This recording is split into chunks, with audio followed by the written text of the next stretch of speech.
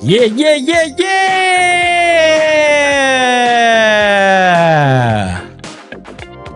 What up, what up? So when police in California got a 911 call about a missing baby, they launched an Amber Alert. But what started as a kidnap mystery turned into a murder confession and a family's worst nightmare, baby. That's right. I'm Ben. This is Mike Manifestations Podcast. Thanks for tuning in, guys. Appreciate it.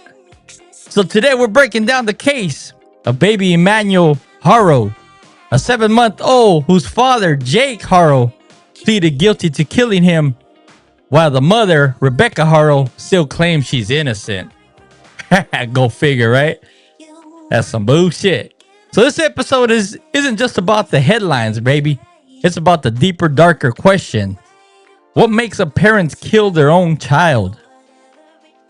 Man, we're gonna walk through the case, the warning signs, the psychology, and maybe hardest of all, what this tragedy says about us as society, man. Remember, guys, hit that like, hit that subscribe button. That way you're notified every time we go live with these podcasts, guys. Thanks for tuning in, though. So take a deep breath, settle in, and let's jump right into it, baby.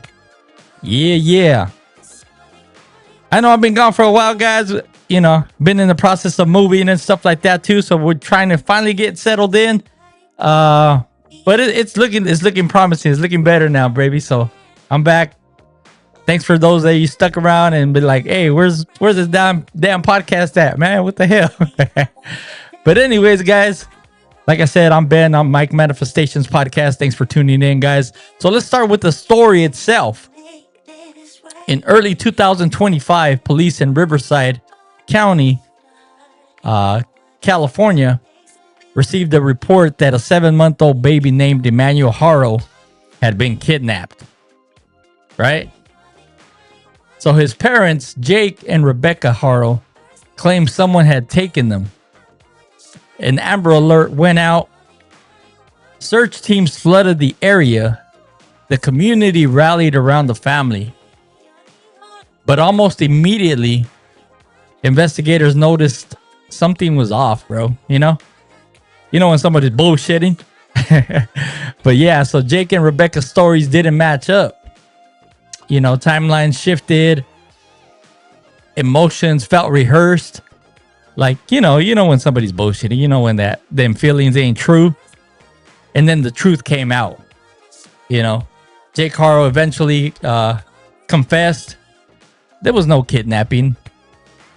Baby Emmanuel had been killed. You know, he pleaded guilty to 2nd-degree murder, child endangerment, and filing a false police report. He was sentenced to 25 years to life, plus additional time for past offenses. Rebecca Haro, however, still maintains her innocence. You know, she's pleaded not guilty and awaits trial. We'll see how that goes. You know, to this day, Emmanuel's body has never been found. That's crazy, huh? You know, at least for some closure or something, man. You know, let people know. You know, that detail. It's hard to even process, bro. A tiny child gone, and no one can lay him to rest because these people aren't giving him up. You know, where'd you leave him? Where'd you dump him? What'd you do? You know, and yet, you know, this isn't Jake Haro's first act of violence. You know, back in 2018, he was convicted of seriously injuring his 10-week-old daughter. That baby survived, but was left permanently disabled. You know, that's crazy, bro. It's like, how can you do that shit to your own kid, you know?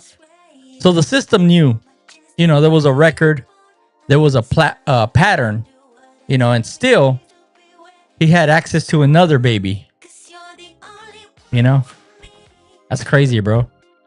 You know, Emmanuel's grandmother says it best during sentencing. He never gave me the opportunity to meet my grandson. You know, that's the hardest part that hits. You know, that's the part that hits hardest, bro. You know, the ripple of pain that stretches through generations. You know, it's not just them. You know, but the father confessed. You know, the mother denies. But one fact doesn't change. A baby is gone, bro. And so we ask, you know, how does something like this even happen?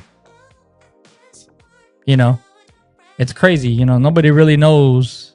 You know, and I always think, I'm like, what the heck is going through these people's brains? You know, because beyond the headlines and courtroom confessions, lies, the real question, you know, what makes a parent cross that line where there's no turning back? You know, what turns love, the strongest human instinct, into violence? You know, it's I don't know. You know, it's just crazy how, you never know what's going through someone's mind, there's no single answer. But research and psychology point to a few recurring patterns that show up in almost every case of what's called filicide. You know, the killing of one's own child. You know, let's talk through three of the biggest factors in this case. You know, number one, overwhelming stress and mental illness. You know, sometimes it's untreated. Depression, trauma, financial pressure. A parent feels trapped. They lose perspective. Love gets buried under exhaustion. You know, but stress doesn't excuse violence.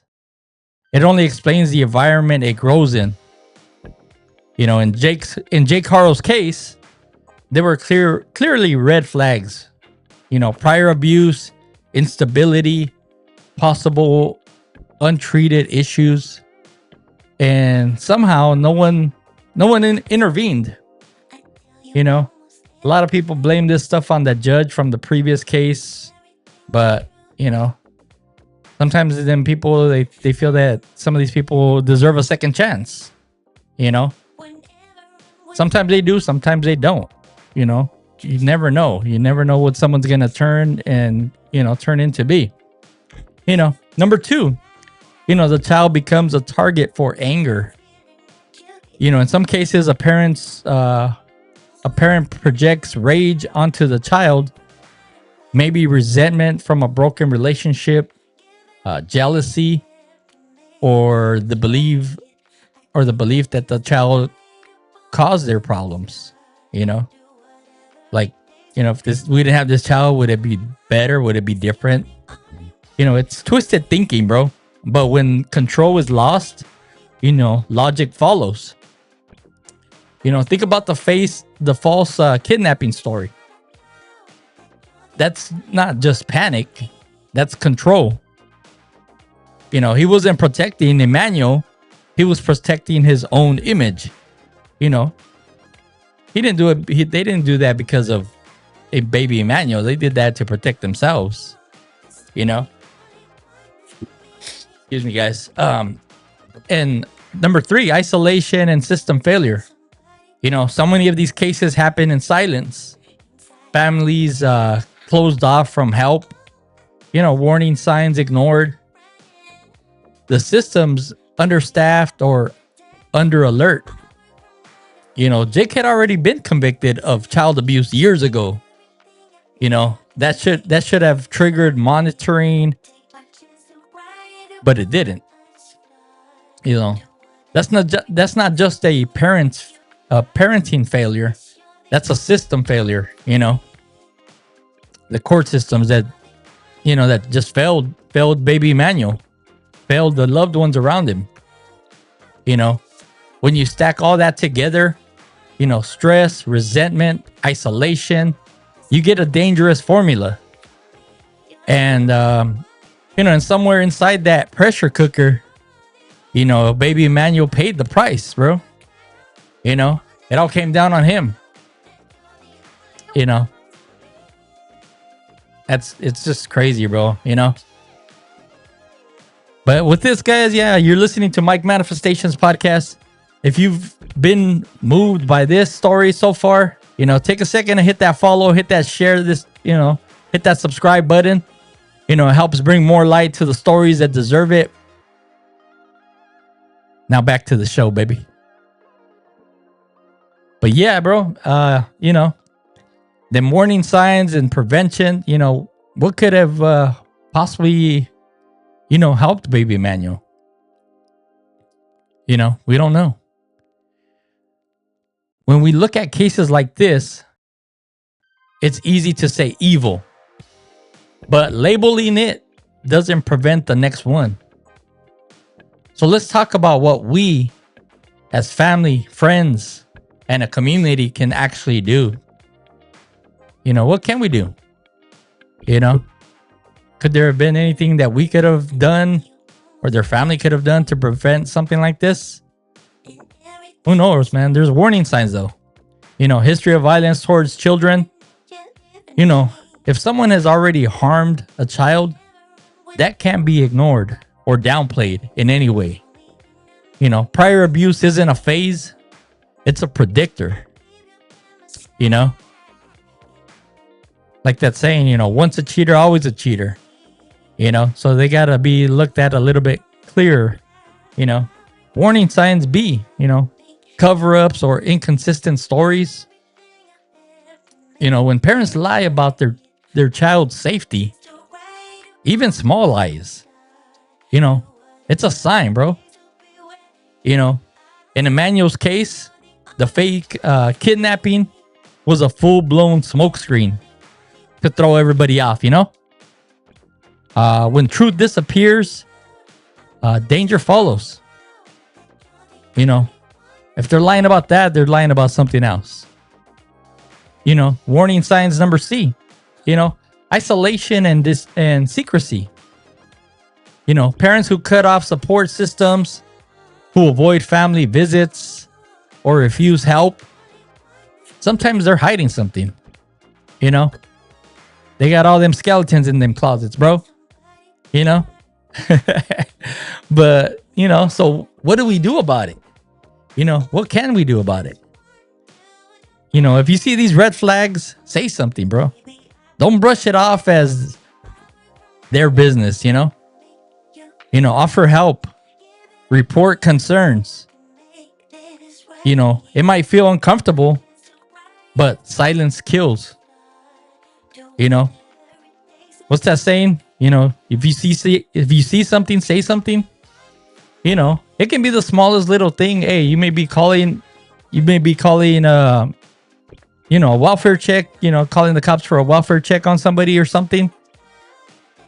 Hey, if it turns out to be nothing, hey, you did your part. But what if that was something, You may have either prevented it or brought awareness to it. We need stronger systems, but we also need stronger compassion. Because the truth is, prevention starts with connection. Someone noticing, someone asking, hey, are you okay? Before it's too late. Like I said, see something, say something, bro.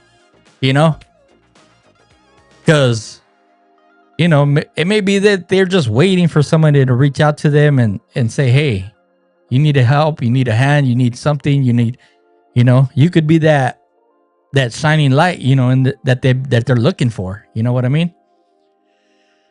But it's just crazy, bro. But with that, baby Emmanuel never got a chance to grow up. He'll never take his first steps, but maybe his story can still move us to do better. Because every tragedy like this starts small, with ignoring pain, untreated trauma, unchecked rage. And if we want to stop it, we have to start listening sooner. You know, if you're a parent out here, if you're a parent out there feeling overwhelmed, you're not alone, bro. You know, we all get overwhelmed at times in our lives, and you know, sometimes we need help. You know, ask for help. There's no shame in that, bro. You know, we we can't all do it ourselves sometimes, you know. And if you know someone who's struggling and whose child seems unsafe, don't wait, bro. Don't wait. Step in, speak up. You might save a life, you know? Because, you know, them kids, them parents, a lot of them are not going to come out and say, hey, I need help, bro. I'm struggling. I'm doing this. I'm doing that. You know, I'm thinking of this. I'm thinking of that. You know, sometimes it takes a helping hand to just reach out and say something, bro. You know, like I said, you might be that shining light that they're looking for to either sway their thinking or sway their actions or their emotions. You know, you never know, you know. But like I said, man, if this story's hit you, man, make sure you guys hit that like, hit that subscribe, share this with a parent that you think that may be struggling, that needs to hear this message, bro. You know. But with that, guys, like I said, thanks guys for tuning in this week. Like I said, you know, we're gonna start bumping these out every week, like we normally do every Tuesday. So make sure you guys tune in. Make sure you guys share it. Hit that like, hit that subscribe. Helps the channel reach out to more people out there. And thank you guys for spending time with me today. You know, this is Mike Manifestations Podcast. If this episode spoke to you, share it. Follow the show. Help us keep the conversation alive. You know, and you know, hopefully they get justice. Hopefully they find this body, man. You know, it's nothing better than to get closure, you know. But with that, guys, you know, appreciate you guys. Love you guys. Thanks for following. Until next time, guys, stay aware, stay kind, stay human, and keep manifesting for a better life, guys. Catch you guys on the next one. We out, baby. Peace. Yeah. We out, baby. Mike Manifestations Podcast. Catch you guys on the next one, baby. We out.